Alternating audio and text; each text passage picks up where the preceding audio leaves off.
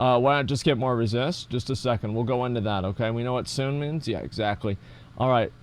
Let's go take a look at this. Reaction potions. Oh, yeah. Well, I mean, obviously, you can use a bunch of different elixirs and, like, reagents, and maybe you might be able to win. But, like, assuming that you just do a duel with your base abilities, you're basically fucked. I mean, that's all there is to it. Okay, let's go ahead and take a look at this. Developer Insights. This is brand new. Hi everybody, this is Ian Hazzikostas with the World of Warcraft team. And I just wanted to join all of you and give you an update on what's coming up over the course of the next couple of months in WoW. First up, Rise of Azshara is coming to live servers on June 25th, just around the corner. Great. I have to thank all of you for your patience. This has been, I know it's been eagerly anticipated, and this has been a labor of love for the World of Warcraft team as a whole. It's one of the biggest content updates we've ever released, and we've been hard at work listening to feedback, polishing, iterating, fixing bugs, and trying to make it the best experience we can, because that's what all of you deserve. Now, speaking of bugs, I have to thank all of you who have gotten on the public test realm in the last couple of months. I was actually just talking to... Okay, they sound a bit desperate, but I can see why. Obviously, yeah, I mean, I'm sure it's a big patch. Like, it's gonna be massive. And people are going to clear the content in a day or two, right, still. Doesn't matter how big it is. He's reading a prompt. Look at his eyes. Well, I mean, I think that it's probably like he has notes written down. It's the same as like most people that do YouTube videos, right? They have notes written down, but they're not necessarily reading them off of a prompt. One of our QA leads who was telling me that they reviewed over 20,000 bug reports submitted by players on the PTR. Wow. And that out of that, they actually identified and tracked over 1,000 new bugs that we weren't previously aware of. The team as a whole has been hard at work. What about the bug how Razorgore in BWL randomly blows up whenever you kill him? Like, what about that bug that's been in the game for like 9 years? You know what I mean? Like, I know it's not a big deal, but it's not a bug. Yeah, it is a fucking bug. Listen, doesn't know it's a script. I know what you mean, okay? Fixing those, and hopefully it's going to make for a more polished, smooth experience for everybody. Good. Let's talk about what exactly is in store when we jump into Rise of Azshara. Okay. So when you first log in on June 25th or 26th or 27th, if you're in Europe or Asia, depending on your faction, you're going to receive... You have to update your add-ons. ...an urgent summons from your faction leader. Wow. And on the Horde side, Nathanos and Sylvanas have received some interesting instructions, some interesting information from this talking sentient dagger that, seems really trustworthy. And so, of course, they're following it out into open waters. And members... Is that actually happening? Like, are we in plot devices now that are at the same level of, like, scary movies? Where it's like some fucking ghost on like the top, on like the second floor is like, oh, do not come up here, I'm going to fucking kill you. And then there's like 3 girls that are basically porn stars that are like, I think we need to go up there. And then they go up there and they die. I mean, is this really where we're at? Like, I'm just curious. The Alliance, Matthias Shaw and others have discovered this hidden plan, and they're, of course, tailing the Horde, hoping to ambush the flagship of the Horde fleet, and deal a final crippling blow after the events of Battle of Dazar Lore. But little do both of them know that they're actually sailing directly into a trap that's been laid by none other than Queen Azshara, one of Azeroth's most powerful and fearsome villains. Well, someone who's been, kind of pulling the strings behind actions that we have seen for multiple now we know what's going to happen. Now.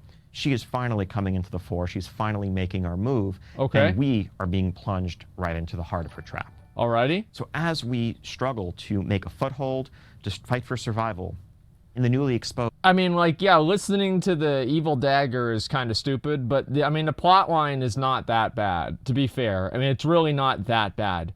And, I mean, what I mean by it's not that bad is I can think of a lot of ones that are worse than that, and I can't really think of a whole lot that are better, but it's okay. Land of Nashtatar will begin to establish a base, make some new allies, and begin to discover what's going on in Nashtatar and how we can stop it. Alongside that, we're also going to receive word from our good friend Magni Bronzebeard, who, along with Mother, the construct from Uldir, has been analyzing what's going on with Azeroth, what's going on with Azerite, and they have an exciting piece of information to share. they have detected this energy coalescing in different places around the world. It's ancient Titan energy, these Titan essences that were once part of the energy designed to safeguard Azeroth, left there by the Titans eons ago. And with our Heart of Azeroth, we can now go out and harness this energy and infuse it into our Heart of Azeroth. That's awesome. To unlock all new power, to unlock the true potential of the heart.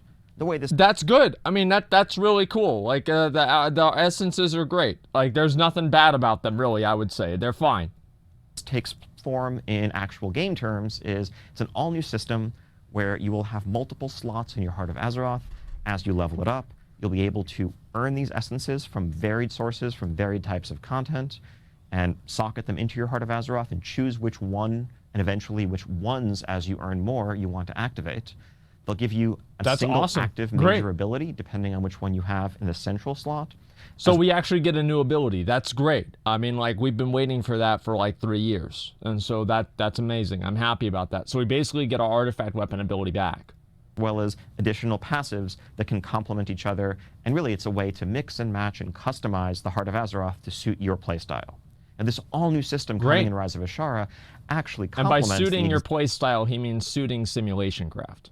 Existing Azerite armor powers that will remain on your helm and on your shoulders and on your chest. Right. However, the artifact level requirements to access those powers will no longer be increasing. So in Rise of Azshara and beyond, whenever you get a new helm, whenever you get new shoulders, it's just a chance to dial in the exact powers that you want, including some new ones that we're adding in Rise of Azshara, without any need to actually continue to level your heart to earn those. It just makes those pieces of gear more exciting without the feeling of needing to regrind something you've already earned. But why didn't you guys do that whenever the expansion came out? If you understand the reason why people didn't like it, how did it take 10 months for this to happen? Like, everybody knew this shit as soon as it came out. Quit nitpicking. That's the main thing of this expansion. Like, what do you mean it's a nitpick? It's like saying that, oh my god, I didn't like Godzilla because I didn't like Godzilla. You know, like, what the fuck are you talking about? Like, that's not a nitpick. That's the main fucking course. Like, what are you talking about? Come on. It's not nitpicking. Bureaucracy was why it takes so long. I have no idea why. The final major piece of content in Rise of Azshara They should have changed it way earlier. Also the island of Mechagon. Okay. Where once you've gotten your essences, once you've set up your base in Nazjatar, you're also going to catch wind of a discovery by the goblins and by the gnomes, the ancient land of Mechagon. Okay. This paradise rumored to contain ancient Titan secrets and some of the most advanced technology that Azeroth has ever known. Wow. And when we go there, we're going to find instead something a bit different from this utopia that may have been imagined. It's more of a junker wasteland where the Rust Bolt resistance, this scrappy group of junker gnomes, is trying to eke out an existence in the shadow of the tyranny of King Mechagon, leader of the Mechagnomes, who sees the future path to ascendance. Listen, I'm gonna give Blizzard some advice, okay? People that want to watch a 30-minute video about WoW, they want to know about the nuts and bolts. They don't give a fuck about who King Mechagon is. It's like, you know who King Mechagon is? He's a loot simulator, and we need to kill him, okay? Let's talk about some nuts and bolts, Ian. Like, let's talk about how the essences work a bit more. Let's talk about how, the upgrade system in Nazjatar is going to work, all right? Let's get into that. And replacing all the weak, fleshy bits that we have with strong, powerful, resilient machinery. Okay, but great. As it turns out, we actually are kind of attached to our fleshy bits, and so we're going to need to join the Junker Resistance and Rust Bolt Resistance and fight against King Mechagon. See, he just realized what he just said. Leading us into a mega dungeon that awaits in there. Okay. So all of that content, Nazjatar, Mechagon, the Essence system, as well as the outdoor world systems, quests, rewards, follower friends that you'll be able to meet and level up in Nazjatar, and so much more are all available right when Rise of Azshara releases. By doing that content, you'll be able to earn reputation with your new Nazjatar allies, as well as the Rust Bolt Resistance, which will set you on your way to unlocking the second part of the Battle for Azeroth Pathfinder achievement. Awesome. Which will let you soar above the skies of not just Kultiras and Zandalar, but also the new lands of Nazjatar and Mechagon. And I think we're thinking that for people who are playing actively, that's something that you should be able to earn within a few weeks of gameplay, and then you'll be able to enjoy Flight once you've earned it from here on out in Battle for Azeroth. Now, that's good. That's the okay. outdoor content that I've talked about. All right. So great. However, our major. I mean, so they're adding flying. I mean, that's really cool. That's something that obviously a lot of people wanted pretty early on. I do think that the way that Blizzard handles flying nowadays is actually good. I criticize Blizzard a lot, everybody knows that, but I think the way they do flying is a good idea. They have you on the ground for a while, you earn an achievement, and then you're able to fly. I don't know, I think that makes sense. It works perfectly fine with me, okay? Oh, fucking, go put the game, dude. Yeah, people will come back, dude. Don't worry about it, okay? Let's go back.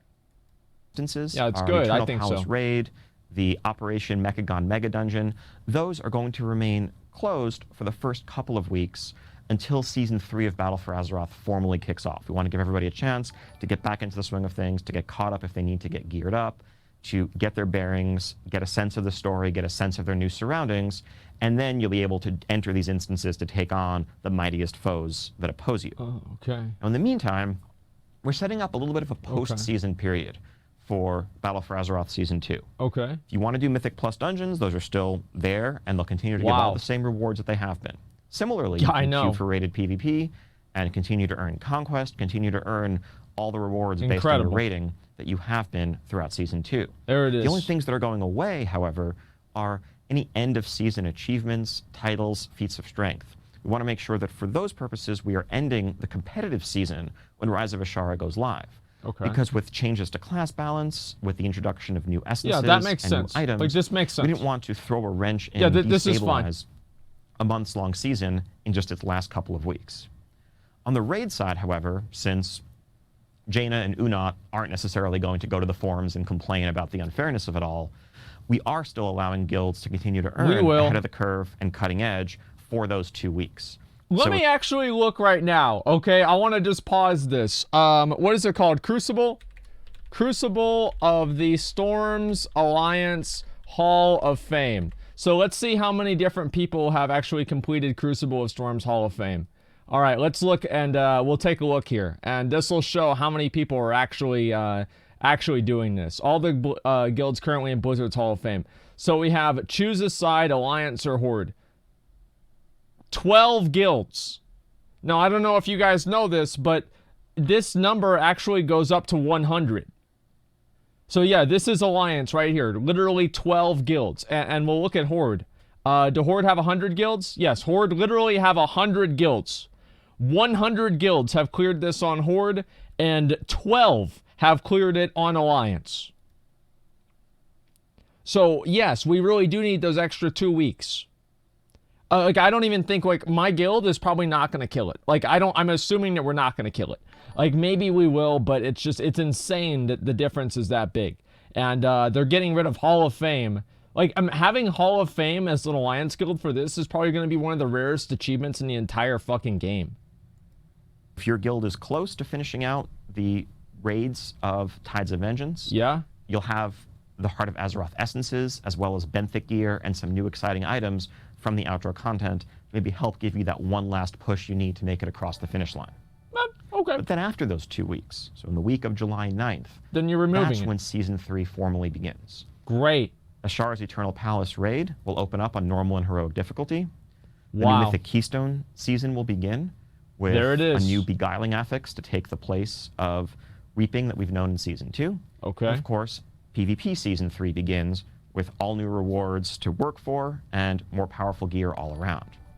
In fact, in general, across the world, the item level ceiling is going to go up from 425 to 455 at that time in order to make room for the new... For more content, for people to do the same fucking thing again.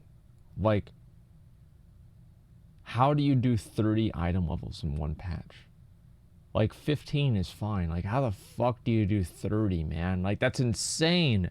How the fuck, man? This is insane. It's going to be worse than Infested. I've heard that Beguiling is the worst one of the 3. And the problem is that, like, Reaping is good. Like, for you guys that don't play BFA, Reaping is a Mythic Plus affixes that like resurrects all the dead mobs that you've killed, and then you have to AoE them all down. It's pretty fucking awesome, right? Because the mobs are weaker, and it's just like a really cool AoE thing. I would love to fucking see this be like more in the game, right? The beguiling thing, I'm pretty sure it's not going to be as good. I'm going to be honest with you guys. Like, I'm like 90% sure it's not going to be as good. More powerful gear coming out of Azshara's Eternal Palace, and the parallel reward tracks in Mythic Plus and PvP. And then 1 week after that, we will have our Mythic Raid difficulty opening, as well as the first Raid Finder winning in Eternal Palace. And I look forward to seeing some of the best guilds around the world Complete Raid in Finder there and see who's going to come out on top and who will be the first one to defeat Queen Azshara and Raid learn Finder. the secrets that she guards. So to say the least, it's going. Well, I mean, really, like, what do you mean the first one, the secret? I mean, like, it's not even gonna be a Mythic raiding guild. Like, let's be honest, it's gonna be my stream. Like, we're gonna get on Tuesday morning. Everybody's gonna wake up at like 9 a.m. and we're just gonna go kill Queen Azshara. Nobody's gonna know what any of the mechanics are. They're just gonna run in there and be like, "Wow, she's dead, guys. Okay, good job. Wow. What was it supposed to do? I don't know." You know, nobody had any idea at all. Talking about Mythic? Well, was he saying that there's like a secret Mythic phase? Because, I mean, if Blizzard's actually, if they have the balls to do this, which is locking lore content and game content behind a certain level of difficulty, this is actually going to be awesome, right? I mean, that's so cool. It's the same as you had Cho'Gall that happened in, you know, what was it? Fucking Highmaul. And Archimonde, there was no real change there. But if there was actually, imagine this, dude. Imagine if you killed Queen Azshara on Mythic and there was a brand new cutscene. How fucking badass would that be? Like, holy shit, I would be hyped up for that. That would be amazing. And Gul'dan and Night, well, they haven't had it. Yeah, Gul'dan and Nighthold, exactly. And I would love to fucking see that, because that's what the game's missing, right? Because that would get people excited to see the world first race, because they're sitting there, they're like, oh my god, are we about to see the cutscene for the first time ever? And I don't know, I just think that'd be really, really cool. Be a very exciting month ahead in Azeroth and everywhere within. And we couldn't be more excited. You know, this effort, this content update has really been a labor of love for the entire World of Warcraft team. Good. And we can't wait to see all of you in it. We can't wait to see you in Nazjatar and Mechagon and everywhere else. While I'm here. Okay, now we get to talk about what matters. Nazjatar and Mechagon and everywhere else. Look at this. This is, all right, boys. Just give me 1 second. I'm going to take a drink. You know what? I'm actually going to get a Dr. Pepper just for this event, because this is what I've been waiting on. Ian, I better not hear any motherfucking bullshit this time around, okay? We're going to pause it. We're going to get ready. Ian, here's what I want to hear. We've understood that Titan Forging sucks, so we're deleting it. LFR is gone. There's no more random sockets on gear. And every raid only has one difficulty. Period. Later, bitch. And then they just end the rest of the video. Alright, let's see how close I got.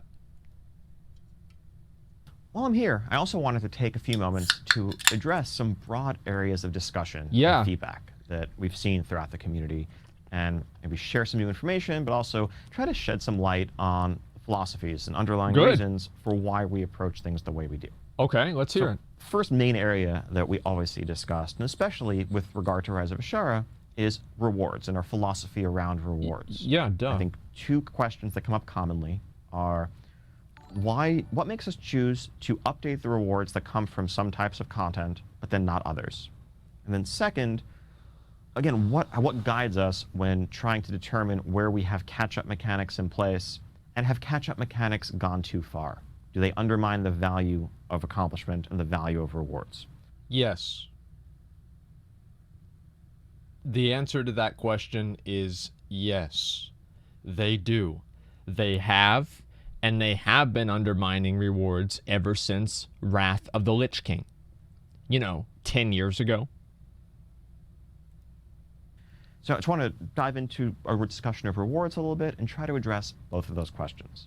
Okay.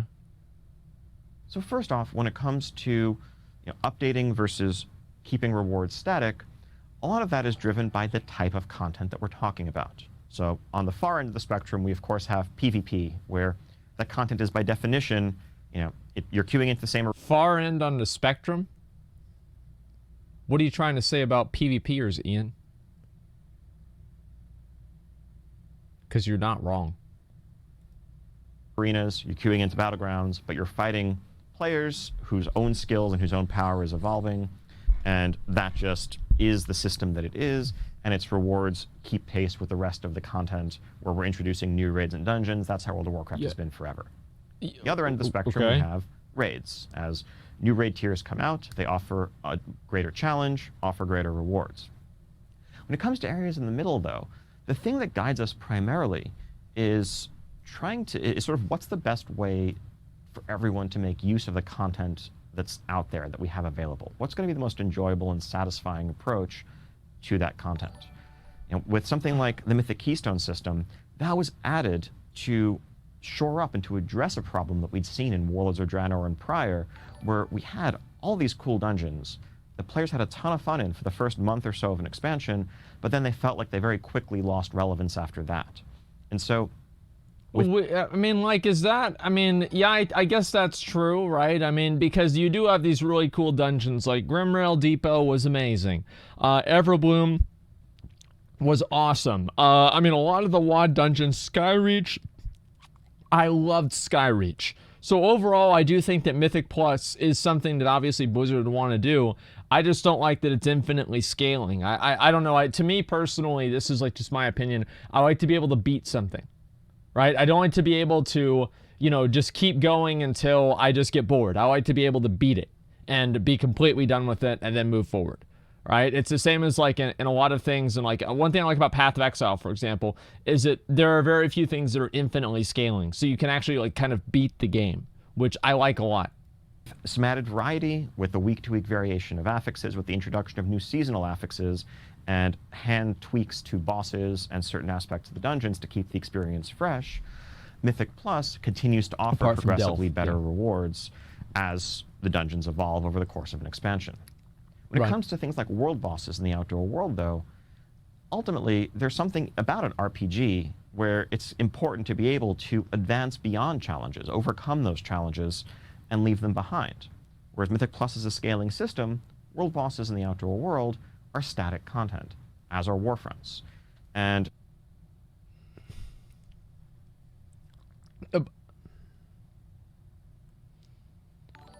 but they are because you say they are. Like, there's no like logical rationality between why is a warfront that you are continuously fighting over. Like, a warfront, even within the lore of the game, would make more sense to be infinitely scaling in a way that a dungeon is not. Why would we continue doing the Underrot whenever we've already purged Gahun's corruption from Uldir? And why would we continue getting better rewards from purging that corruption in a way that fighting the ongoing battle that by definition Battle for Azeroth entails in 8.2 within Arathi Highlands? Why would that not scale? Like, it doesn't even make sense.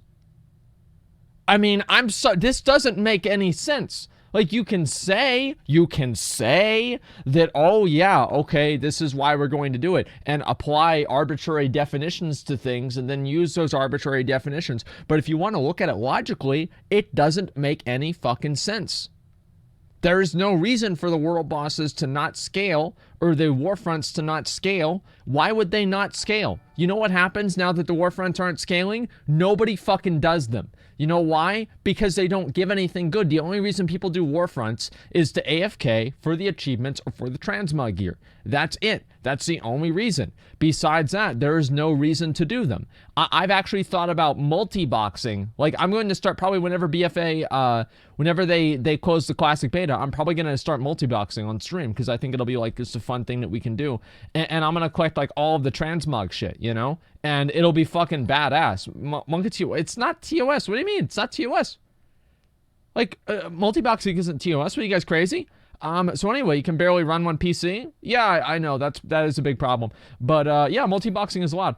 Anyway, the point I'm trying to make, right, is that logically there's no reason for the Arathi Highlands or the Darkshore Warfront to be static and rewards, like in terms of the lore, right? Logically, in terms of the lore, in a way that Underrot is, right? Underrot, you can make a much stronger argument that Underrot should stop giving rewards than, or stop giving scaling rewards than the Warfronts. The world bosses that you once fought in Kultiris, you're now stronger than they are in many ways, and you don't need the rewards anymore. But then why are the 5-man and like the other mobs stronger then? Because they get stronger, but the world boss doesn't get stronger. So you're like the parrot gets more powerful than the dragon. Like I'm sorry, guys. But there are all new, more powerful bosses waiting for you in the outdoor areas of Nazjatar and Mechagon. Good.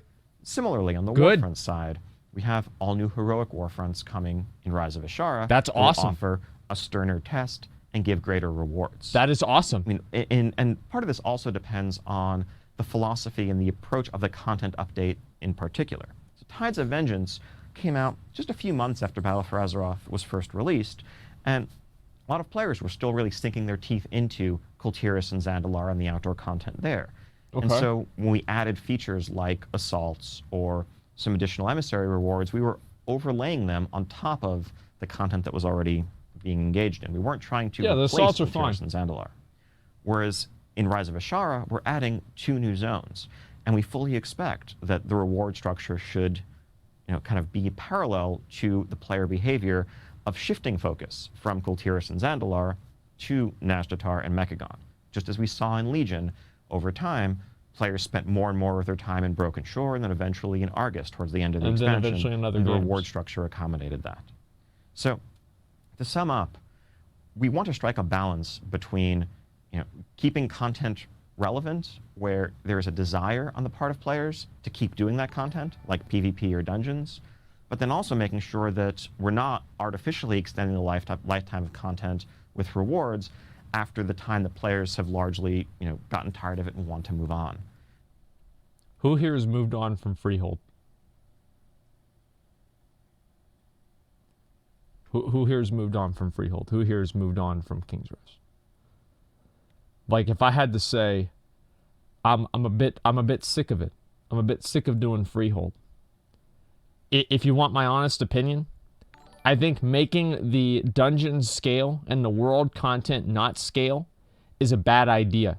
I think the world content and the world bosses should get more powerful in a way that the dungeons should not. Because the world content is available to every single player, and there are a lot of people who play the game solo, and they don't care about Mythic Plus or anything like that. I think they should make the world bosses scale as well, or make none of it scale. It should be either one or the other. Because if you want to make a logical argument for not having the world content scale, I think you could apply that just as easy to dungeons. And so, when it comes to the outdoor world, at this point, you've spent quite a number of months doing the content in Kultiris and Zandalar. Let's leave assaults behind, let's leave those world bosses behind, and seek out greater challenges and greater rewards in Nazjatar and Mechagon. Now, for the second major area of the rewards discussion, catch-up gear. Okay. Now, this is something that the World of Warcraft team has grappled with since the very earliest days, going back to tier 0.5 dungeon sets, all the way back in Classic, or badge vendors in Burning Crusade and Wrath.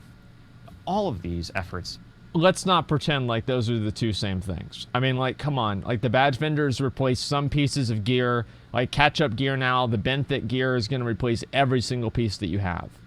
And all these systems have been aimed at solving the same core problem, which is we want to make sure that someone who is joining World of Warcraft a bit late, whether they're a new player, whether they're someone who took a break and is coming back, or whether it's just someone who's switching mains or wants to play an alt more seriously. Yeah. We want to make sure that they aren't marginalized, that they can actually get into and enjoy the current content where the majority of the player base is currently progressing.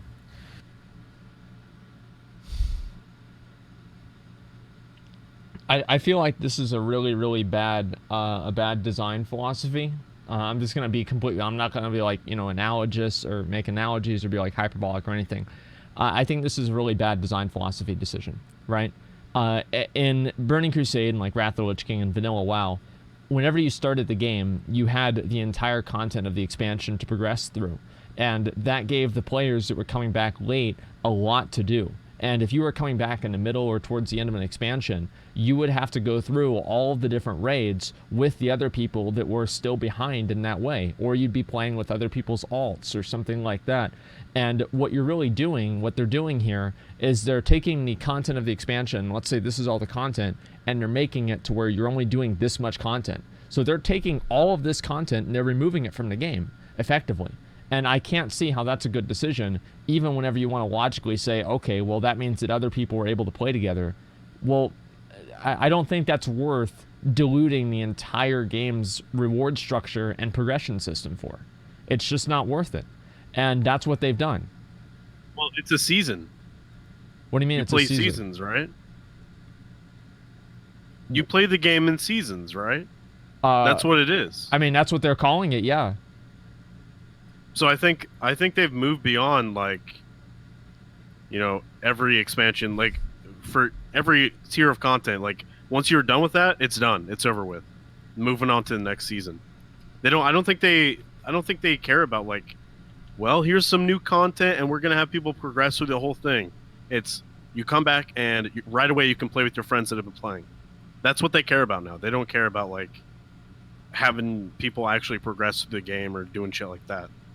I don't know. I feel like if there's no progression and nothing like that, I mean, how do you even make friends in the game in the first place? Because it's like it's circular logic. I mean, how do you... So you're going to come back to the game to make friends, but because you're only doing one raid and you're just doing the same thing over and over, you're not making any friends. So how are you going to come back to play with your friends whenever you don't have systems in the game that help you make friends? Well, I think that's what they thought the group finder would do. I think they thought, like, that it would help people, like, connect with other people that were on their server or whatever else. And what ended up happening was everybody just queues up, and then nobody really gives a fuck. They just queue up, and they don't have to worry about seeing the people again. And, you know, server community doesn't matter because you can just queue it up and, you know, hook up with other people, and it just doesn't matter.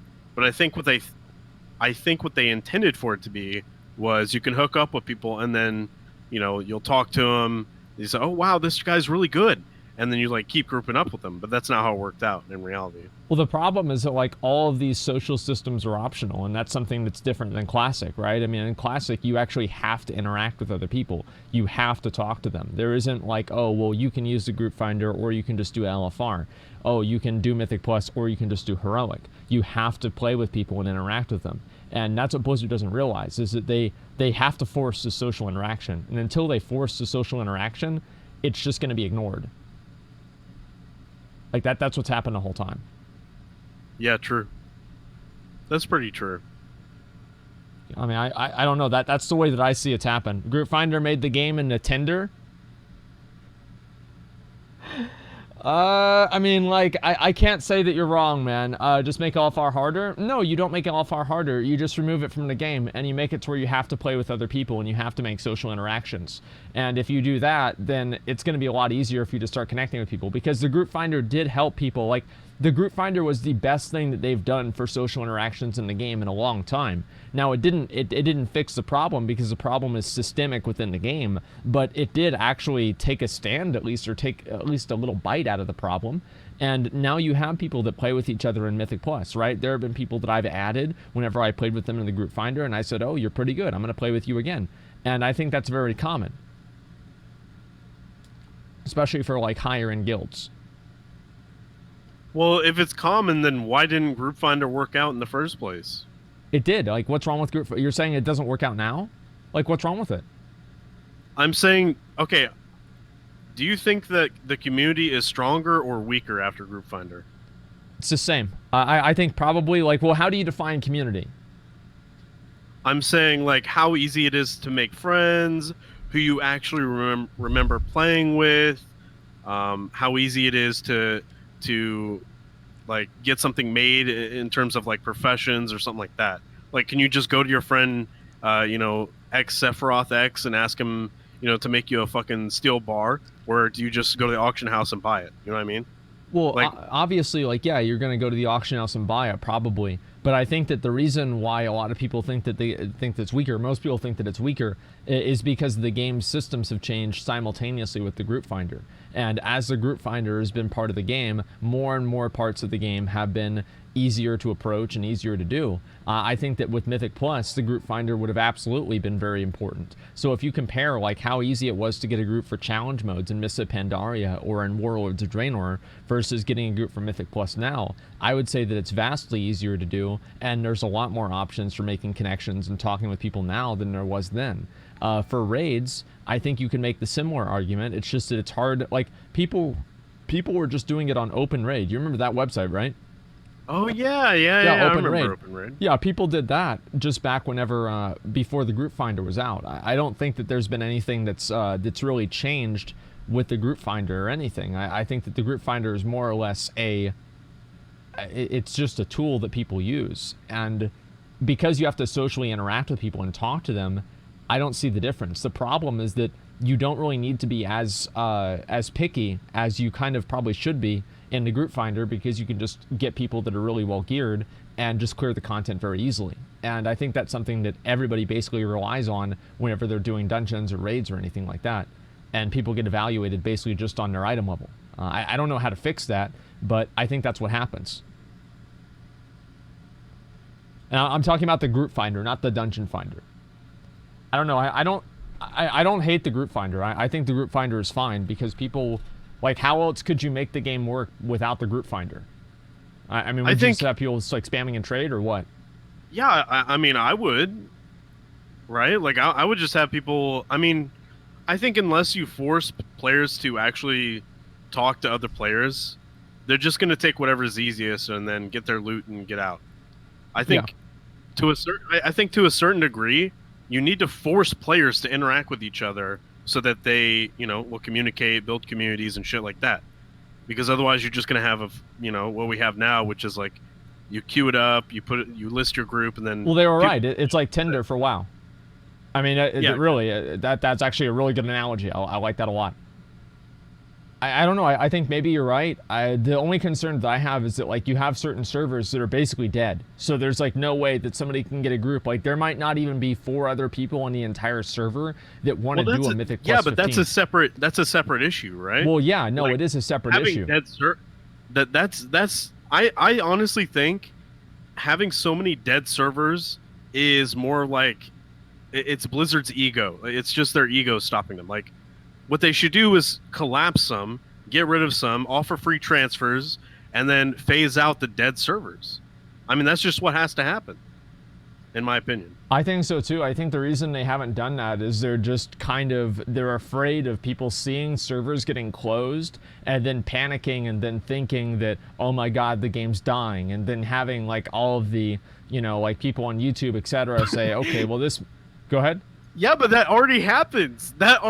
We've been saying WoW's been dying for fucking ever. Yeah. And now it kind of actually is dying. And I think more people are kind of, acknowledging the fact. So Blizzard might as well just fucking get with the times, get with it, and get rid of these dead-ass servers. I think they should do that too. Like, you're completely fucking right. I mean, the fact that you have servers that are, there's like 1,000 people on the server is a fucking travesty. And like, imagine, like, the best part about it is they call those the new player servers. So they have all the new players that come into the game go onto these servers that are dead, and they can never find groups for anything, and everybody's just there, and there's more NPCs in the city than there are players. It's just awful. So yeah, there's so many other things like that. What? That was good. That was a good line. I like that. It's true. I mean, it's awful, man. I don't know what the fuck to do, but I mean, they need to. In my opinion, what I would like them to do is to make, like, how they used to have battle groups. Like BG9 was like the big. Dude. Yeah. Oh. They need to make battle group servers. Were awesome. Yeah, they should make battle group servers. Man. Like, the entire battle group should be one server, and that's it. Just one big fucking mega server. And you could obviously, like, cross-realm and, like, play with people from the other battle groups, but naturally you would only encounter players from that battle group out in the world. And I would love to fucking see that. Yeah, merge servers. Yeah, just a completely merged server. And, I don't know how they... here's how I think they should do naming, because that's, like, if that is if that's genuinely Blizzard's biggest concern is naming, Just have it to where the person that's had the name for the longest period of time gets the name. Like, boom, problem solved. Like, that makes the most sense, too. You've had the name the longest, it's your name. Boom. Like, I don't see how that's hard. They aren't going to listen to your ideas. They've listened to my ideas before. I mean, I'm not saying they've listened to them because they were mine, but they've listened to ideas that I've had, that other people have had too. A lot of people should be talking about this. Like the fact that the servers are basically dead and the players are cosmetic, and it's just, it doesn't even matter who they are because you're never going to see them again. Like, I go out here, like even in Classic WoW right now, I know every single person that's out here. And except for that Asmongold, I don't know who that is. But besides that, everybody else is basically somebody that I've seen before, interacted with. And going into Ironforge or Stormwind or whatever, and being able to see that, I think is really important. And nowadays, it's just, it's meaningless. World first, yeah, I know, dude. Closed beta, that's why. Well, the closed beta is supposed to simulate a real server, right? The idea that Blizzard had is that the closed beta is going to have as many players on it as one server will in Classic WoW. So the closed beta is simulating the server experience of the game. So I don't think that's the case at all. Only 200 people? So like 100? Well, no, what I'm saying, like, wait, what are the question marks for? That's literally what Blizzard said. It was on a blue post. What do you mean? They literally said that. I'm so confused. Closed beta is 2,500 people. Yeah, that they literally said that. Okay, let's keep going with the video. Let's see what else he says. Yeah. And so, we've always offered ways of accelerating a little bit, so that yes, the person who spent 3 or 4 months earning some gear in Battle of Azshara lore and the recent Season 2 will be able to do outdoor content. They'll be able to do new systems, upgrade their benthic gear, and attain that gear level significantly more quickly. So it just replaced all of it. The core concern that we see raised throughout the community is, well, doesn't that undermine the accomplishments that went into earning that gear in the first place? Yeah, of course it did, Ian. You literally raided in vanilla WoW.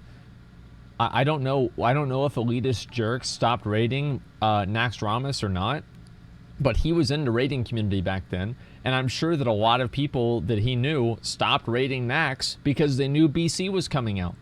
So, like, I don't know. I don't see how you can say this is the case whenever there's literally an example of it happening in, like, the oldest time in the game. And this is something that, as I said, the team has grappled with, because yes, the feeling of progression, that feeling of accomplishment is so central to RPG and MMORPG mechanics. As you are comparing yourself to your peers, as you're comparing yourself to your enemies, and you want to make sure that your efforts matter. But we've struck that balance in favor of making sure that when your friend comes back and wants to raid with you in Eternal Palace, your answer isn't, well, spend a few months in Uldir and Azshara lore and then get back to me, by which time you're probably done with Eternal Palace. Why don't you just go and raid with him in Uldir? Like, why don't you just go ahead and raid with him in Uldir? Like, I mean, I mean, like, what do you mean? You just go back and play with him. So the solution to not being able to play with your friend that just came into the expansion late is to completely change the progression of the game and make it to where nobody cares about going into Eternal Palace or Uldir. At least in one of those circumstances, either one of them, right? He can't go to Eternal Palace or you go to Uldir. There is something that somebody cares about that they're working towards. Him just being able to go all the way up to Eternal Palace, who gives a fuck? Like, I kill the game for these, but yeah, they're killing the game for them. At the same time, though, we want to make sure that we are offering some complementary systems where accomplishments are more enduring. You know, back like in what? Legion, efforts that you put into earning Legion legendaries, those remained best in slot throughout the entire expansion. True, and that was is true. Controversial at the time. People who felt like they were behind on legendaries didn't feel like they could catch up, but at the same time, there was something valuable about knowing that these pyro bracers that you got on your fire mage were going to be your best in slot for the foreseeable future. Yeah, except for the fact that, yeah, their spec would get buffed, and then you wouldn't need the bracers because the spec was trash in the first place. And then you had to refarm different legendaries. And in Rise of Azshara, in particular, we have the Essences system, where there is no planned future shortcuts or catch-up there. The effort that goes into unlocking and upgrading an Essence will be enduring for the remainder of Battle for Azeroth. Great. So if you're setting your sights on a high rank essence from Mythic Dungeons or from rated PvP or elsewhere, you can rest assured that the effort that you put in to achieving that goal will not be diminished by anything that comes on later in the expansion. I don't know. I mean, I'm going to hold them to this because I don't think this is going to happen. I think they're going to pussy out because my understanding of these essences is that you can get certain essences from doing like rated PvP. And I'm pretty sure that there's probably going to be ways that you can use essences that you get in rated PvP outside of rated PvP. So people are going to think that, oh, I have to do arena or I have to do RBGs or whatever in order to get this stuff. And I don't think that Blizzard's they're not gonna go through with it. It'll either be like super easy to get, or it'll just be it'll be changed in one way or another. That's what I think. He says they will. Yeah, next expansion say bye-bye. Yeah, that's right too. You're right. A lot are cosmetics. Oh, dude, yeah, I don't know. We'll see what happens. What if there's no catch-up mechanism, so you're forced to go through raids to get gear? Well, that's what I was talking about before. That's the way that it should work, but Blizzard's decided not to do that. The hard ranks are only cosmetic.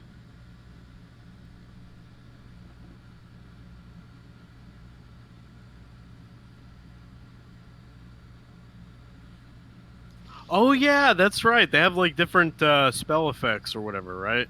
For the legendary versions, and you get like a more flashy thing, right? Is that true or not? I don't know anything about this patch. I don't know. It was All I by know Flex is- Mage, and that guy's like a method raider, so I just assumed that he was right. Like, no ranks matter. There's no cosmetic. I mean, I don't know. Okay, let's just keep going.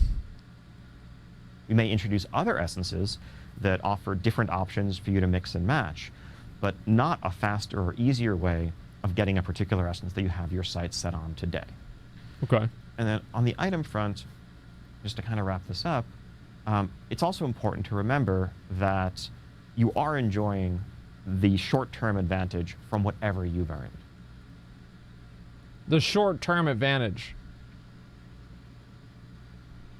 Like, who here wants to spend 100 hours on a short-term advantage? Like, the reason why people would farm out really good gear is so they could have it for the rest of the fucking expansion.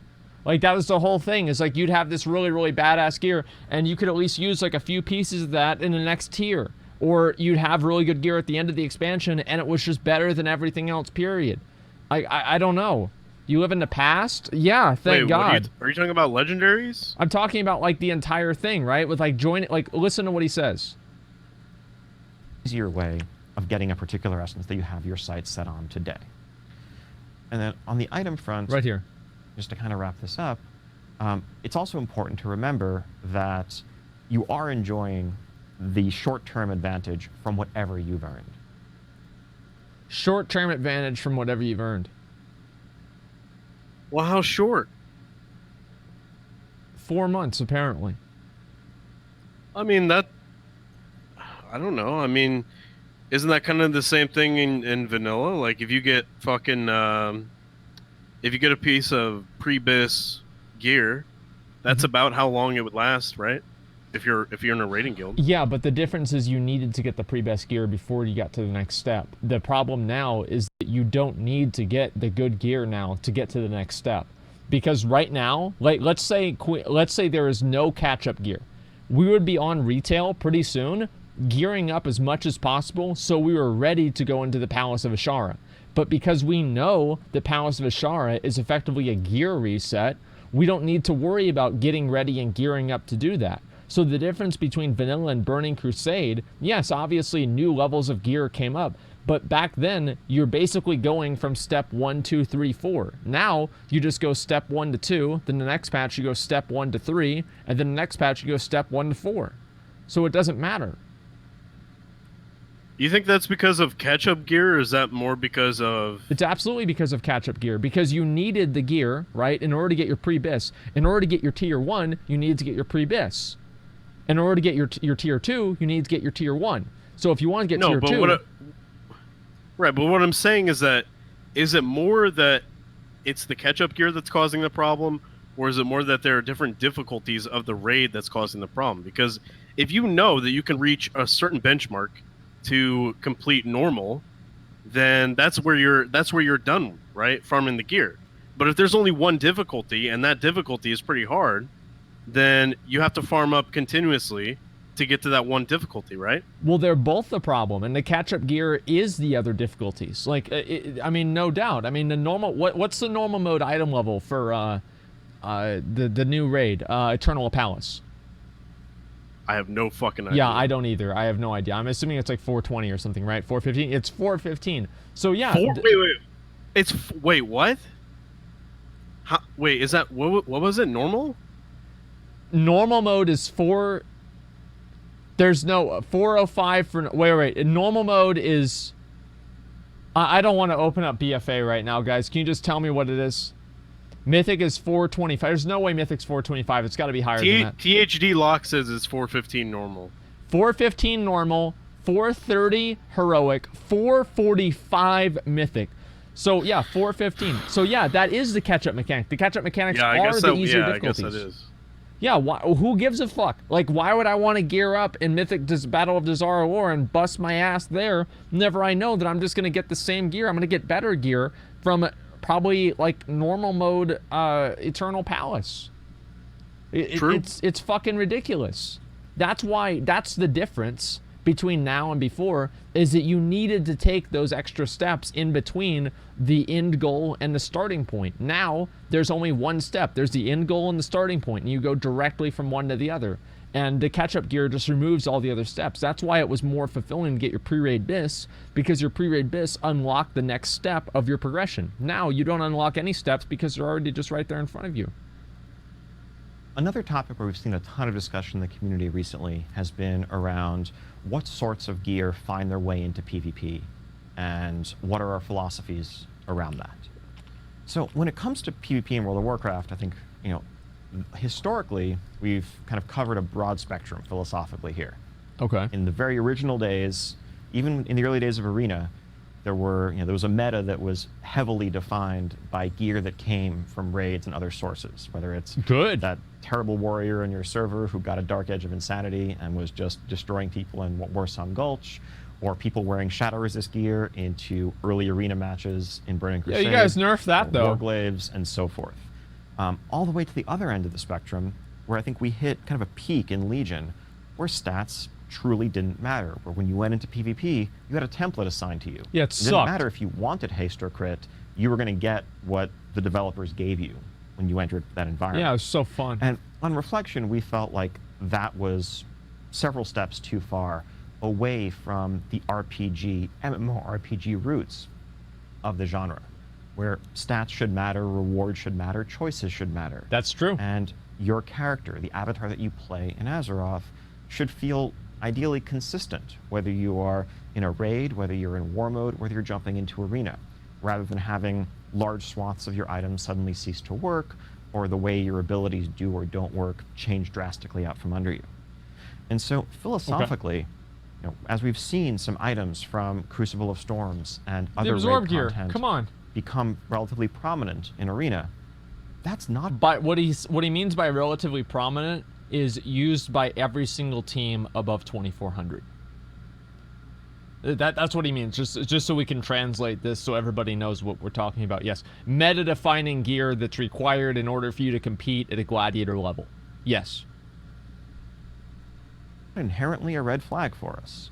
I would hope so. It's okay if, at the very high end, people looking for a competitive advantage in PvP sometimes look at items that are exclusive to dungeon or raid or other loot tables and try to seek them out to get an advantage. Because the problem is not about the fucking gear. That's not the issue. The problem is how the gear plays out in the fucking matches. The gear plays out that you go into 70% dampening and you're sitting there doing fucking nothing because you've got 6 different absorbs that are on your target. Like, that's why people don't care about the PvE gear in PvP. Some people do, but that's not the real core problem. The core problem is how that PvE gear is playing out in PvP. That would be awesome if you had trinkets, more trinkets like Maldict, more things like a DFO in ICC, more things like Shadowmourne. That would be fucking awesome. Like, I think about season 13, right? That was the Cataclysmic Gladiator season. Everybody was using Dragon Soul gear, and it was fucking awesome. It was great. And nobody, people were complaining about it, but it was more interesting. And Blizzard didn't change that, and it was fine. And the issue now, why everybody hates it now, is because everything is based off of extending the duration of the match. That's boring. It's just fucking boring. Season 13 was Malevolent? Yeah. Season 10. 10, okay, so, wait. Season 1, 2 Merciless, 3 Vengeful, 4 Brutal, 5 Deadly, 6 Furious, 7 Relentless, 8 Wrathful, 9 Vicious. Wait, is it tyrannical? 9 Vicious, 10 Ruthless, 11. I'm thinking about 11. Season 11. Yeah, Cataclysmic. I was wrong. PP Laser Beam, singing us to the 5 community subs. Thank you, dude. I appreciate that. Thank you so much. Yeah, Season 10 was Cataclysm. I forgot. But Season 8, you can make the same argument with Season 8, right? The Season 8 gear, right? Everything about Season 8 made the matches faster and more dynamic. All of the Absorb gear just makes the match take longer. That's really all it does, is it makes the match take longer. That's part of what an RPG is about. That's part of what RPG PvP is about. It's asymmetry. And similarly, we don't have a problem, as we've seen a lot of discussion about the conflict and strife PvP essence that's just come out, and it's coming up in Rise of Azshara. It doesn't bother us if players who are looking at high-end raid strategies or pushing high-end keys in Mythic Plus look at some of those PvP talents that you could get access to through that essence and say that situationally, that would be the best choice for them. Good. And do some of them feel like they should now go in and try to achieve a high PvP rating to earn the most powerful version of that essence? Maybe yes. That's amazing. I'm so happy he's saying this. This is good. Like, this is actually really good. Ian is saying that if you want to be as efficient and as good as possible in PvE, you might have to PvP. Thank God, because now you actually have to play the World of Warcraft rather than the World of Raids or World of Arenas or World of Mythic Plus. This is actually really, really good that he's saying this. So I'm happy. This is a great change. Can you? But is it still possible if you're like a literal top tier god, rating god, all best in slot? Can you go into a BG and just absolutely dominate people like I don't know, like Maydai did, or no. Like, could you make videos like that? I mean, like, the thing is that if you have like all of the Absorb gear from Crucible, it's going to be really hard for people to kill you in BGs. Like, as a warrior, I can go into like Arathi Basin or like, oh, well, not Arathi Basin because I hate that one, but let's say like Twin Peaks or like Warsong Gulch, and it's going to be really hard for people to kill me. But that's not really because I have really good raid gear. If I just had the LFR versions of the gear, I would be marginally weaker, but not to where there'd be like a huge difference like there was in Vanilla or BC, which there should be. There should be a huge difference. Like, if you have Mythic raid gear and somebody else has questing greens, you should kill them in 2 hits. And that's the way that I think the game should work. Yeah, I agree with that. I think if you're a top dog and you got the best shit, and you go into a BG with the boys, you should fucking crush everything. Yeah. Like, 100%. That's how it should be. That's the most fun. It's not fun for the person getting crushed, but that's the trade-off. But I think the problem now but is the person like, getting crushed, that gives them motivation to get better. well, it could or it could not. No, of course, yeah. I mean, obviously not everybody has that in them, but you can't just make the game to where everybody's happy, and like, you have to have a lose condition, because you're right. Like, yeah, now there's no lose condition in the same way, right? It's not like, oh, you have better gear and like you just beat people. Like, no, like, it just doesn't even make a difference. You have people leaving BGs? No, you didn't. BGs were much more popular in BC and Vanilla and Wrath of the Lich King. Like, they were much more popular than they are now. Absolutely. Like, people were doing BGs all the time then. Like Yeah, I think BGs I agree. Actually, yeah, I think you're right about that. Yeah, BGs were much less popular in Legion, I would say. Who the fuck did BGs in Legion? I never did BGs in Legion. Who the fuck did BGs in WoD? I sometimes did BGs in WoD. The last time that I did BGs really seriously was probably like Mists of Pandaria or Cataclysm. And before then, I was doing them all the time. I was always queuing BGs. What would I go, like, let's say I got Girthalak. What was the first thing I did whenever I got Heroic Girthalak? I went into a fucking BG and I Blade Stormed and I had 50 tentacles out and they were just killing pets because the AI was terrible, right? But after they killed all the pets, then they killed the players and it was awesome. Like, of course, that's what everybody would want to do. Like, fuck yeah, it was amazing. And a huge example of what you said, living example of what you said, but I'm breaking from BFA. I was going to reset right now to Grand Gear, get 8.2, but after this video, I won't. Yeah, you just wait for the patch, man. There's no reason to waste your time now. Just use catch-up mechanics and gear then when it comes out instead of playing today. Well, exactly, and paying today. You're right, totally true.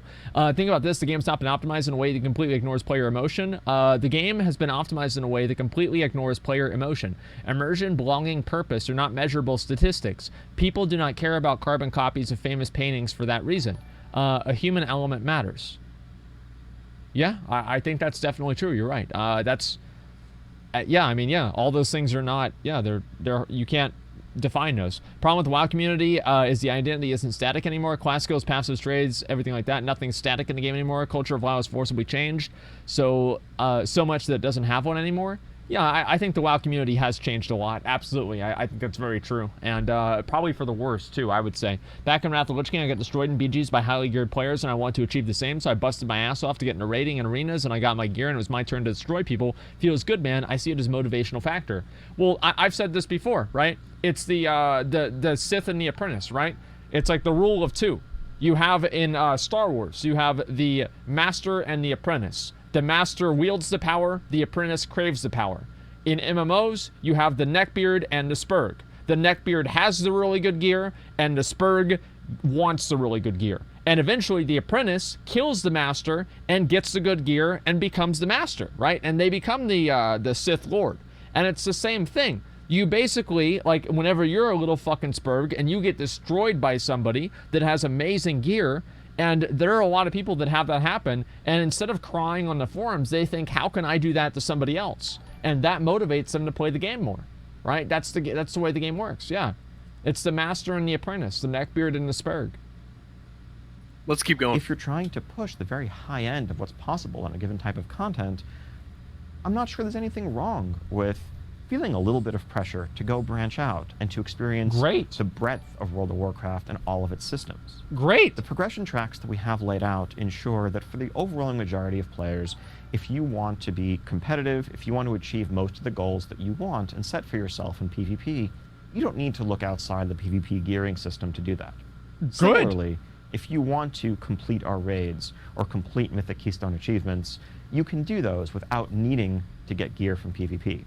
Right. But if there are situational advantages to doing so, to crossing over, to experiencing all types of the game, that also serves as a reward for those players who are able to maintain a level of accomplishment and achievement in all parts of the game. And that's not something we want to sacrifice or dispense with.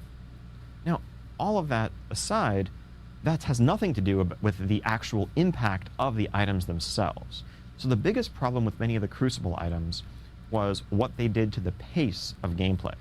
Even if those items had been available from PvP, the problem with them wasn't that you got them from a raid. The problem was that they were overly potent and tended to stall matches. And lead to excessive dampening stacks and a generally unenjoyable pace to the overall gameplay. Now that's a problem for us to solve on its own terms with adjustments to those items and how they work in PvP. But it's not about where the rewards come from. Absolutely. So, going forward, we're still committed to making sure that the majority of exciting PvP rewards... He just said what everybody wanted him to say. Like, he just literally said the exact thing. That's great. They're getting rid of Titan Forging? Well, for the PvP items, at least. Oh, okay. It's come from PvP, and the majority of exciting raid rewards come from raiding. But if there is some crossover here or there, whether it's deliberate or not, we don't entirely view that as an unhealthy thing. And maybe something that we even want to encourage. Good. Because ultimately, World of Warcraft is a vibrant, interconnected world. And when players are encouraged to branch out and experience different parts of it, we think that makes the experience richer, and dare I say it, even more fun for everybody. Wow. Okay. Now, he did not mention PvP vendors. Just give us back the vendors, man. Like, you guys don't know what the fuck you're doing. Everybody's wanted vendors forever. Just give us the vendors back. Like, come on. Like, just stop with this bullshit where you're like, just give us back the vendors. Like the pseudo vendor stuff that we get with like the weekly quest rewards, it's not good enough. Parceling it out and telling us what items we want first so we don't make a bad decision is boring. Nobody likes it. It's been completely fucking stupid. Nobody even knows what those little quartermasters tokens do anyway. Like, it's a waste of fucking time. Just give us the actual PvP tokens or PvP vendors and let us buy the gear that we want. It's simple. It worked for 10 years. Literally 10 years this worked, and now we're changing it for no fucking reason. Give me a break. Now, it would be impossible and, in fact, irresponsible to engage in any kind of philosophical discussion around community feedback without digging into the topic of class design. Okay. Now, we've been hearing, really for years now, since Warlords and Legion, a steady amount of feedback from the community about the direction of class design, and with a particular focus on the topic of so-called class pruning, and the removal of abilities in many cases, or moving abilities from baseline to spec-specific, or moving them to other systems like PvP talents. And while at its core we do think that there was a lot of good work done there in terms of removing redundant abilities, pulling back from some homogenization that led to nearly every class and spec having multiple forms of crowd control. Or this is true, by the way. Like, there was classes were so homogenous in Mists of Pandaria in terms of their functions and like what they could do. It was too much. Like, there was just too many. Like, every class should not have 3 CCs, 2 heals, and 1 immunity. It was ridiculous. Utility that actually hurt class uniqueness. A consistent point of feedback has been the concern that we've gone too far. Yes. And after a lot of reflection and ongoing discussion, ultimately I would like to say that we agree with that feedback. There are places where in Warlords and in Legion, we were probably too focused on button count as a measure of complexity, when I think there's a lot more nuance to it than that. Yes. And that led to us pulling back a bit farther than we probably ought to have. And so as we engage in discussions about the future of class design, as we look beyond, the current content update to future expansion and even beyond, and we're asking what we want to do, where we want to take classes next, that feedback that we've heard really helps shape those discussions in a lot of ways. And so we look at some abilities that we removed that reduced overall button count, but actually probably did more harm than good in the act of taking them away. One example that comes to mind for me is something like Alter Time for mages, which was a fun, super flavorful and thematic ability that allowed for some masterfully skillful plays. Fuck also allowed for some masterfully skillful ways of getting yourself killed if you misused it. That's right. A lot of players probably Dude, Hansel loved that move. Everybody did. Every good mage loved that ability. Like, actually, yeah, I mean, like, the crazy thing, like, no, I mean, this is the thing, is that they... Like, I feel like they kind of know. Like, Ian, I don't think Ian is incompetent. I think that Ian knows what's going on. And I think really, like let's look at what they're actually saying. They're basically saying that they're designing the game around, like, these metrics, right? Like button count, like participation, etc., right? And that's the problem that they've been having, is they've been designing the game around quantitative measures, when what really engages a player is something that's beyond quantitative measures. That's what it is. And so I'm really glad that he's saying this. This is fucking amazing. I'm surprised they didn't use Eyes of the Beast as an example, too. Well, Eyes of the Beast, like, what are some of the other examples? Like, in my opinion, I think Wrath of the Lich King and Cataclysm were like the peak of class design. Like, classes felt complete in Wrath of the Lich King. Really? Mop, dude. There's so many abilities, I know what you're gonna say. I know what you're gonna say. I know. I don't care what you think. Mop was almost the pinnacle of class design. It was awesome. It was fun. Mop was good. I know you don't like pandas. I know you didn't like the Shaw bullshit. But the classes were fun. I don't give a fuck, dude. They were fun because they were extremely complex, and it was something you could do because you'd played the game since Vanilla WoW. The classes were too complex. There was too much homogenization. There were too many abilities that were going on. They needed to streamline some point of it. Like, you can't just continue adding more and more abilities into the game. Like, there was too many. Like, it was too much, man. It was just straight up too much. Like, warriors had like 3 different ways of healing. Like, how are you gonna say that's not crazy?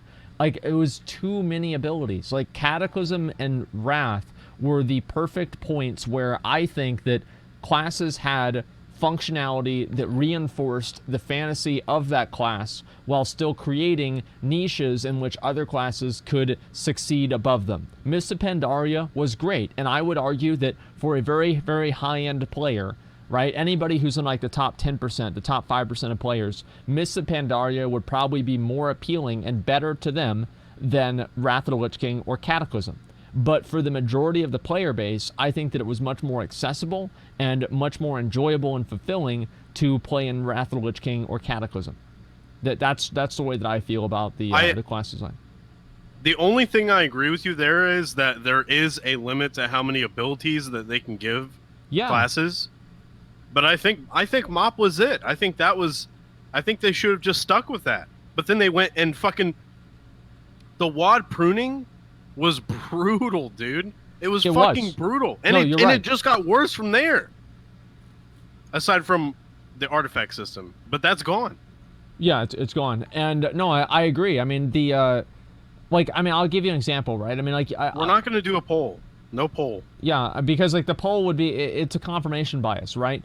If most people say Mists of Pandaria, obviously more people that are watching a WoW stream would be more invested in the game, and so you'd have something that just be like, by the nature of who you're polling, you're going to get an answer that trends in a certain direction.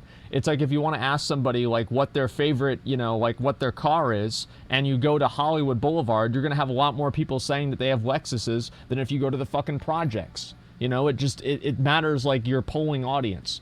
That's basically how it's going to work. So yeah, I think that a lot of people would say, sure, obviously Mists of Pandaria would be what they like more, but I think that Wrath of the Lich King and Cataclysm are better. But the point is the same, right? McConnell, I agree with you in like the core idea that you do need more abilities. Like, it doesn't feel like there's anything that you can do with your class or abilities that you can use that really give you that edge. And like things that you can do that like only good players know how to use Alter Time. Only good players know how to use like Demoralizing Banner, or be able to drop a War Banner or something like that in like Mists of Pandaria and then intervene with the War Banner. Yes. Yeah, I mean, and that's saying, like, I think that the Skull Banner that Warriors had. Dude, I just remembered that. I remember them fucking, the Warriors dropping the banners, and dude, I'm gonna, watch this, dude, I'm gonna intervene my banner, then I'm gonna charge over here, then, dude, it's gonna be fucking sick. Those were, dude, you could pull off some sick moves, man. You could, but like shit. No, I agree, and I think they should have had one banner, but having 3 of them was too many. Like, they should have just had the, like, Demoralizing Banner, or the, like, the Mocking Banner, or the Skull Banner. Having all 3 of them was ridiculous. There's no reason we should have had all 3. Well, can we all agree, you and me and chat, can we all agree that what really needs to come back is two-handed enhancement? I think most people can agree with that, right? Yeah, I would definitely fucking agree with that. That'd be amazing. I mean, like, fuck yeah. Like, yes, absolutely. I want to see two-handed enhance come back. I want to see a bunch of other shit like that come back. That would be amazing. Like, now it's like, and Frosty Case is another example. I used to play two-handed Frost back in the day. You can't do that anymore. Like, you literally just can't do it anymore. And they've just made things so streamlined that it's fucking boring. Oh, dude, two-handed enhance, two-handed Frost, and let us not forget, rest in peace, one-handed Fury. May it rest in peace forever. I don't know. I always thought one-handed Fury was shitty. I didn't like it. No, it was way cool. No, dude, the weapons, like, I'd rather have the big weapons. I don't know, I feel like more of a badass using the 2 big weapons. It was just, I don't know, to me, like, that's the way that I saw it, okay? Like, a single-minded Fury was always boring to me. I wanted to have, like, the 2 big-ass, badass fucking weapons just cleaving people down. Gladiator stance, Gladiator stance was a good idea, but it just doesn't work whenever you're competing with tanks on gear, and that was the mistake Blizzard made, is they made it to where you had to compete with tanks on gear. Single Man Fury was sick. No, I like Titan's Grip a lot more. All the mana and shield base for shamans. Yeah, I mean, there's many things like that. Okay, let's go back to the video. If you looked at it, you're like, I'm not totally sure when and where I'd want to use this. That was fine. Many players probably didn't even have it bound. And it was realizations like that led to us removing it. But I'm not sure that mages are better or more fun, or that WoW class design as a whole is better for not having Altered Time somewhere in the mix. I'm sure it's not. Now, that ability is not going to come back tomorrow, but it's the exact kind of thing that we are talking about in terms of what direction we want to head in the longer term. Of course, there are also some more challenging areas of discussion where there are no quick fixes or solves. We look at something like warrior stances, and certainly as we've been going back and diving into Classic along with the rest of you, there's no question there was something thematic and unique about stance swapping and the way that whole system played out originally. But I think at this point, even when stances were around, they hadn't been required to use abilities for quite a long time. There's a certain point where we think it would likely be too jarring for a bunch of warriors to log in one day and discover that you actually can't pummel unless you're in the appropriate stance, or that you can't charge or, or hamstring or the like. But how can we offer a sense of, identity? How can we offer a sense of uniqueness? Blizzard needs to stop worrying about confusing their players. Oh, well, it's going to be they're going to get confused. We can't have the vendors. They'll be confused. We won't be able to find them. Oh, well, we're going to do class changes. How jarring do you think that it is whenever you log on and your artifact weapon doesn't work? I mean, there's a million different ways of the game being jarring, and that's fine. It's the way it goes. Goes along with even you get confused, man, during duels. Well, you're like, oh shit, I wanted to pummel. I'm not in fucking Berserker. Oh shit. Right, yeah, and because I haven't played it enough, right? And then that creates an amount of understanding, right? An amount of skill and practice that I haven't done, right? And then that means the question is, do you like that or not? Personally, I don't like the idea of being in different stances to use abilities. I always thought it was redundant and just pointless and stupid. I didn't like it. In my opinion, I think Mists of Pandaria was probably the best point for stances, and I like that a lot. And each stance would allow you to do different things, even though you could use your abilities into different stances. Yeah, I didn't like it. You pissed them off, dude. Look at him. Well, I don't care. I mean, I played Warrior for over 10 years. I'm entitled to my opinion. I never liked the idea of having different abilities locked behind stances. I didn't like it. It didn't make sense to me. I thought weapon swapping was really clunky, and it was not really very functional in game. It was confusing for players, and I'm glad that they got rid of it. But I think that in Mists of Pandaria, everything was at a pretty good point, where you still had the stances. The stances were still very useful, and you would need to change stances regularly, although you didn't have a bunch of things that were required that you needed to use the stances to use. Right? That's the difference. Yeah, some BFA players do. Just bad. I was probably better than you were in Mists of Pandaria. I mean, I was one of the top parsing warriors for all of Siege of Orgrimmar. And I mean, I was very. That's true. Yeah, you used to be really good. I used to be really good at the game, so I'm absolutely entitled to my opinion. In Dragon Soul, it's the same thing. I played this game at a higher level than probably anybody else here at Warrior, right? Maybe a few other people did, but for the most part, I know what I'm talking about. I played this class forever. I played PvP, PvE, everything, and I'm entitled to my opinion. And I think that the classes and the stances and the weapon swapping stuff, it was clunky and it was bad. And I'm not saying that the solution to that is remove it entirely, but I think they need to make it work better. Absolutely. Good at mop. It's like boiling water. No, it's not. Being good in Mists of Pandaria was probably one of the hardest things to do, because you had so many different interactions that you had to deal with. There were more buttons that you just had to deal with rotationally. So yeah, I would say being good at Mists of Pandaria was very meaningful. Absolutely. Here's my issue with your way of thinking. Here's why I don't like it. Okay. Because if you follow your line of thinking, then what happens is paladins lose their auras too, because that shit's confusing too. No, it's not. The auras don't allow you to use abilities. What aura do you need to use an ability?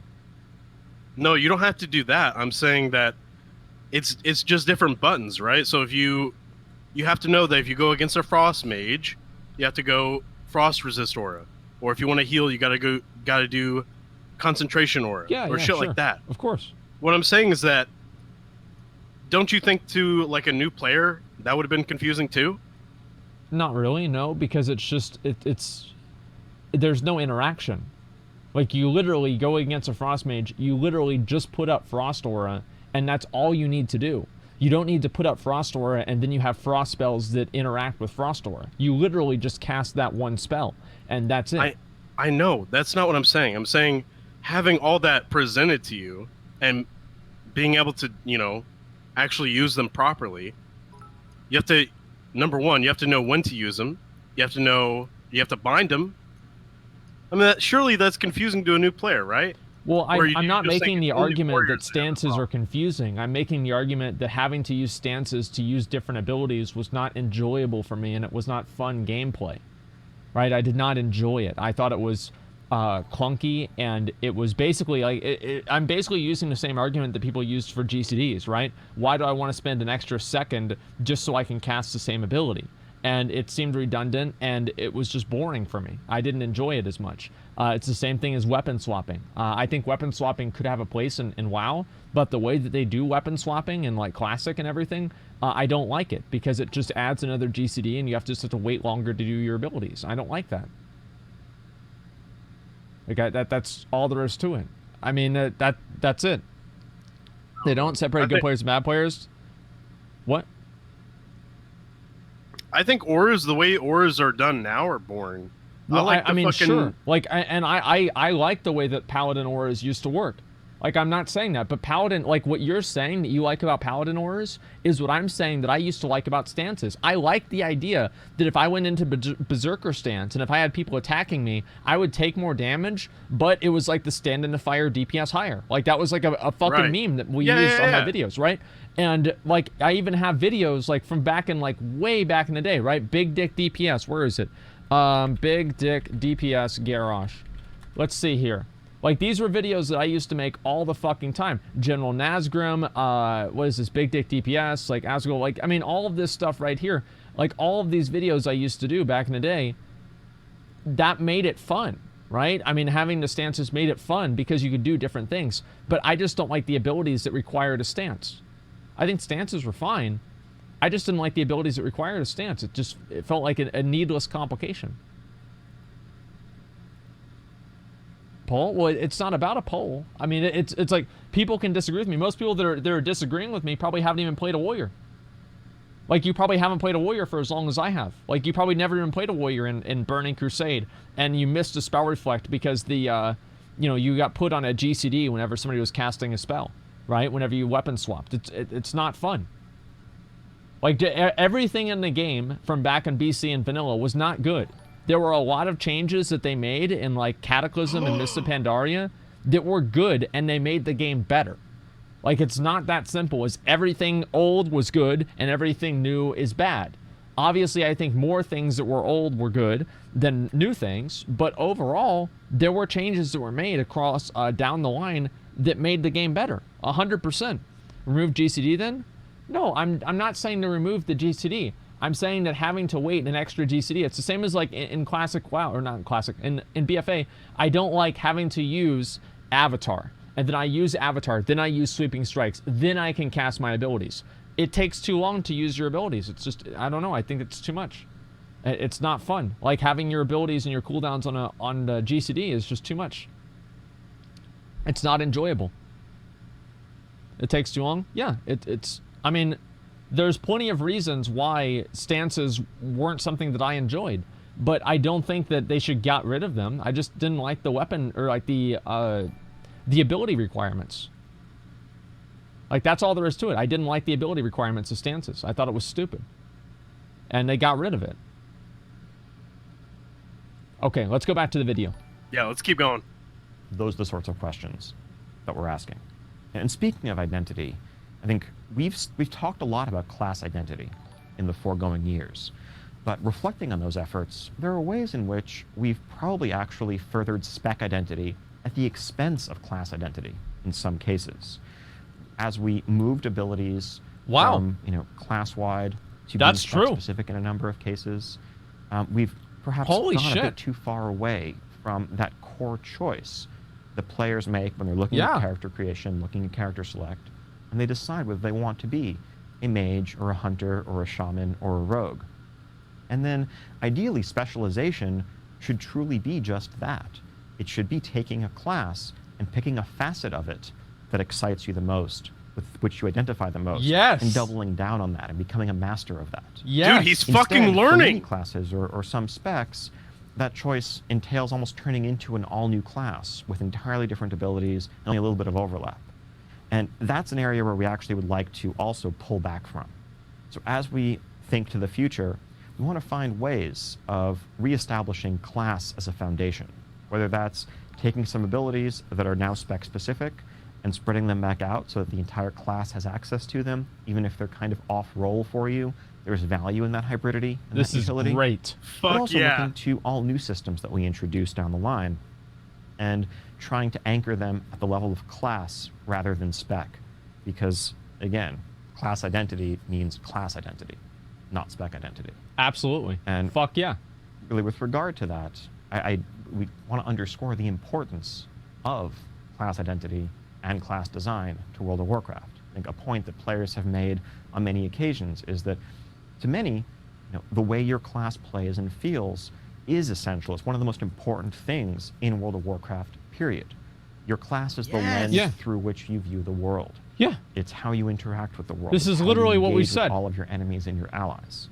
And if you're playing a class that you don't feel is satisfying, a class whose fantasy doesn't resonate with you, that's absolutely going to hinder your enjoyment of all the rest of the world. That's why it's so one of the big reasons why I It didn't truly like is a WoD. top priority for us. Warrior sucked. And I want to thank everyone, continue to thank you for your ongoing feedback.